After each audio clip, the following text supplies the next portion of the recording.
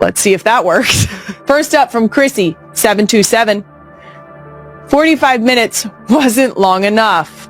Crying emoji. I'm pretty sure that's Chrissy 727 is Queen Emma's burner account. Next comment, Faith Mars on Spotify said, this could have been 3 hours long and I would have been fine with it. That episode flew by. I can't wait to see what the next comment is, Queen Emma. Wow. Is there a theme from Natty F Baby? Kylie, this is amazing with multiple G's. But damn you for the 45-minute rule. LOL. We need more. Emma, how many burner accounts are you going to create? This is getting embarrassing. Note from the desk of Queen Emma. Hey, girl. How are you feeling about the 45-minute rule? Seems like the real ones want more NGL. Chica, thoughts? Something so crisp sounding about a cool 60, no? Okay, I'll text you some pics of turtles later. Bye, girl. I can't wait for the turtle pictures, but also... no. Okay, here's the deal. If you want more than 45 minutes, you're going to need to go to More Shit Monday on our YouTube channel and get those extra minutes, okay?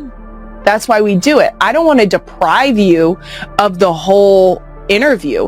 I just want to make sure that you can consume it in a timely manner.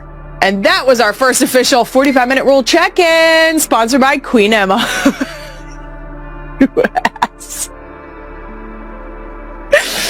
Oh, God. Moving on, I've been doom scrolling on the beach this summer, and there's a few clips that I immediately needed to share with the real ones. Starting off with this TikTok that really ignited the germaphobe in my soul. Queen Emma, roll the clip. Me, when anybody sneezes around me because I'm a germaphobe. She promptly put her lid back on and tried to cover up her food because the suggestion was that someone had sneezed near her. Oh my gosh. I thought of it. I have so many germophobia behaviors. Our kids know that when we leave the house, when we come back, we're washing our hands. Every time we come back in the house, we're washing our hands. When people sneeze around my food, ew. Also cups, like glasses without anything over the top, and then kids. I also have shared that my husband has his own jar of peanut butter. It literally says Jason on the top of the lid because he does sometimes dip the jelly knife into the peanut butter. And the reason I have a problem with that is because jelly goes in the fridge and peanut butter doesn't. So if you put jelly in your peanut butter, then the jelly isn't in the fridge where the jelly's supposed to be.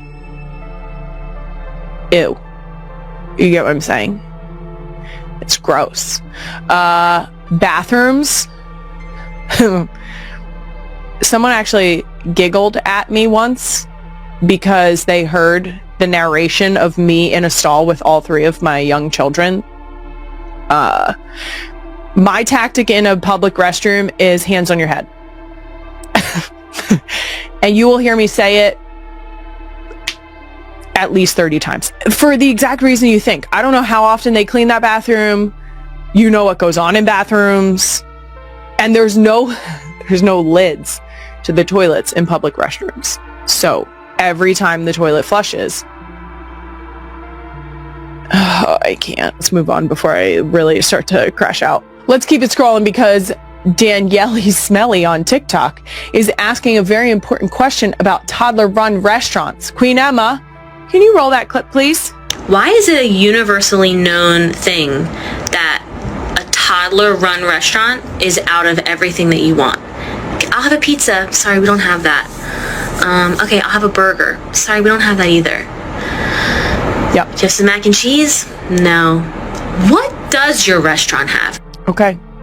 Danielle, we're living parallel lives, lady. Because here's the deal.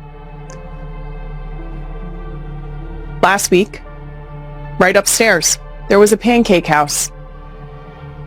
They were out of motherfucking pancakes. The pancake house was out of pancakes. What? 2 weeks ago, we were handed menus. All of the adults in the room were handed menus. The menu had approximately 6 things on it, okay? It's a set game. This is a game, okay? With 1 million pieces, by the way, okay? I said, perfect. I'll take the salmon. We don't have that. I said, okay, I get it. Popular dish. I'll take the steak. We don't have that.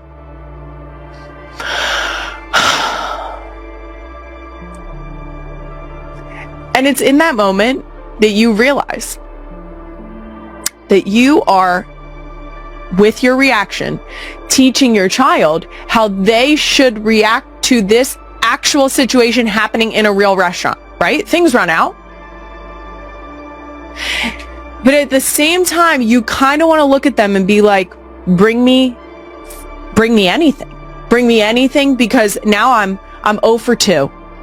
And I'm feeling a little discouraged about this menu situation. Christian also commented and said, and the price is $5 for ice cream, $100 for a burger. We are currently in the realm of made up numbers. I can't even remember, because I was at Pancake House and I was so thrown off by the fact that there were no pancakes. I don't even remember what I got. But what I do remember is that it was $50.11. I don't know if that was $50.11. I don't know if it was $50.11 period. I don't know how much I paid, but I counted the money and I handed it over. So glad we're all experiencing the same kid restaurants. And last thing on this week's doom scroll, there's a trend I saw last night where women who aren't moms yet are practicing their best mom face for the future with the help of the scene from Bluey. Now, if you don't know what a mom face is, Queen Emma, can you show them, please? Sorry. Are you okay? Yeah, I'm okay. Good. Now help me tidy this up. Oh, why do I have to help? Oh, okay. Yeah. Okay, so this face is, everybody has it. You have it. Everyone has it. You have it deep in your soul. And sometimes you just gotta hit it. Because it says all that you need it to say. And that is, excuse me? That's it. That's what the face says. There's no actual words. You're not going to say anything. If you say something, it's not the face. The face is what you're saying. I don't know that I am the master of mom face, but I will tell you who is. Well, at least my mother. That she can look at my children and they immediately have a moment of, you know what? I did want to clean up this mess. So I don't know if I have yet mastered it, but we could try. Queen Emma? So, hey girl, I feel like you're about to say something.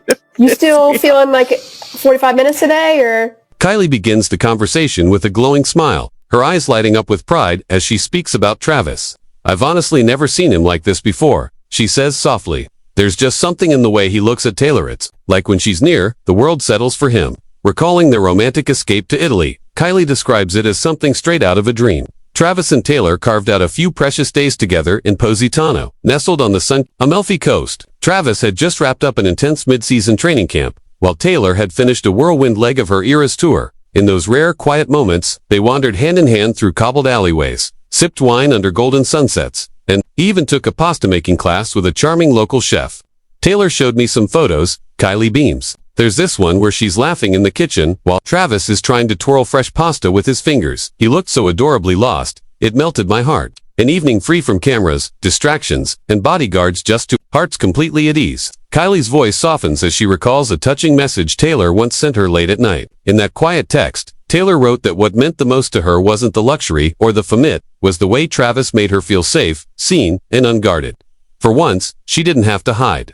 That night, in a tiny candlelit restaurant by the sea, there were no flashing lights, no paparazzi, no chaos. Just two people sharing stories, laughing over wine, and holding hands as the sun dipped gently into the waves.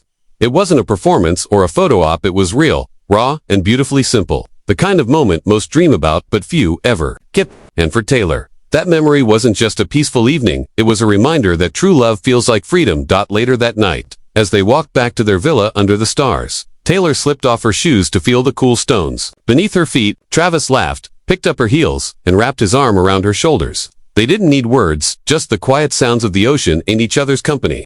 At the villa, they sat on the balcony, wrapped in a blanket, sipping tea, and listening to soft music in the background. Taylor leaned her head on Travis's shoulder, whispering how rare it felt to simply be without pressure